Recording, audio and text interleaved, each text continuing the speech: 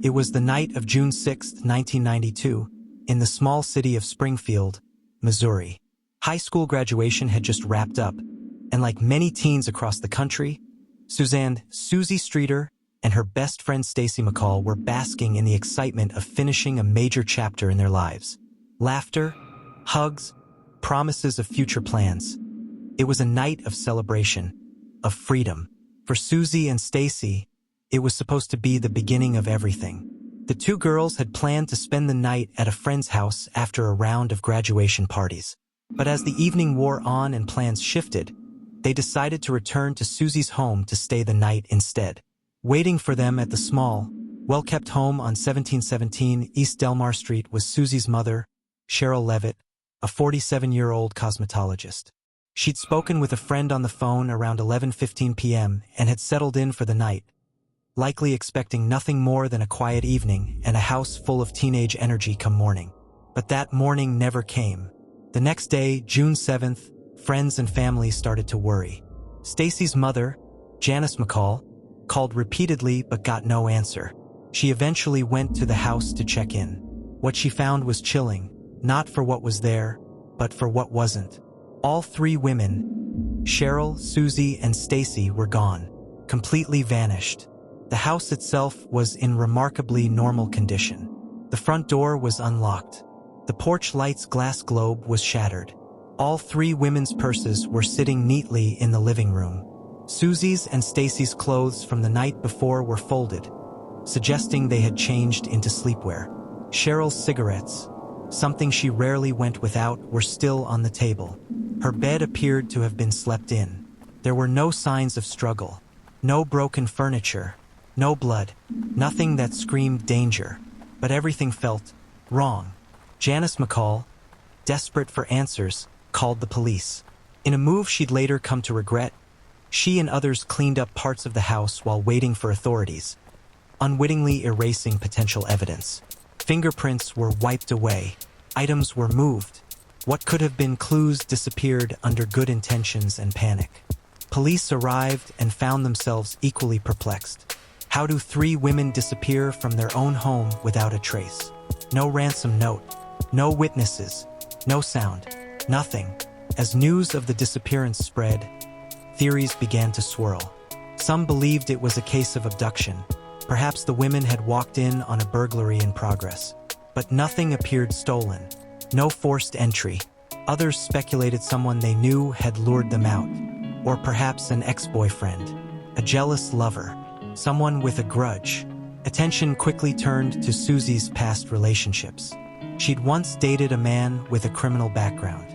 Others whispered about a possible stalker, but the leads never held. Police questioned hundreds of people. Tips flooded in. Sightings were reported across the country, even as far as Florida.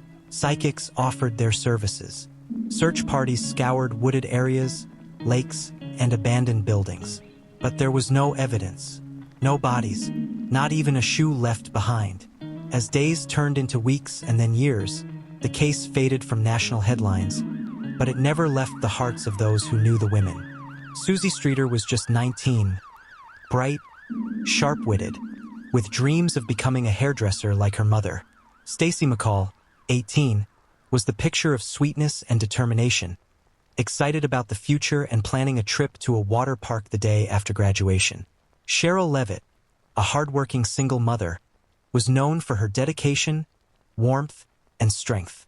How could such ordinary lives be erased so completely? One man emerged as a potential suspect, Robert Craig Cox, a convicted kidnapper and suspect in other crimes. He'd lived in Springfield at the time of the disappearance and had a long history of violence. While imprisoned in Texas, he claimed to know what happened to the three women, even suggesting they were dead and would never be found. But when pressed for details, he refused to elaborate, saying he'd only talk after his mother passed away. To this day, she is still alive, and he has offered nothing further. Despite intense scrutiny, no arrests were ever made. The house on East Delmar Street eventually became a grim symbol in Springfield, a place locals passed with unease, a reminder of lives stolen and a mystery unsolved. Janice McCall, determined to keep the memory of her daughter and her friends alive, worked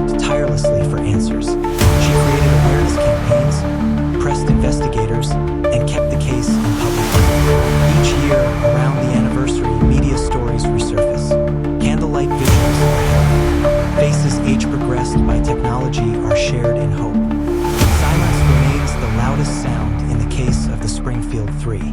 One of the most haunting aspects of the case is the complete lack of closure. Unlike many unsolved crimes where bodies are eventually discovered or confessions made, this case offers nothing. It's as though the three women simply ceased to exist after that night. Some theorize the abduction was targeted, that someone familiar with the house, the women, or their routine planned the perfect crime.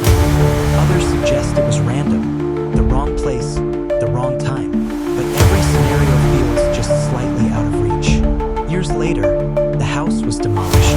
In its place, a parking lot.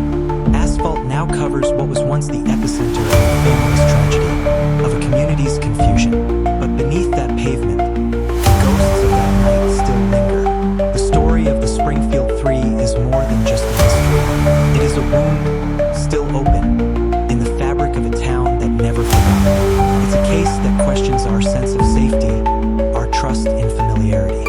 After all, if three women can vanish from the comfort of their own home, without a single scream or footprint left behind, what else is possible? The questions remain.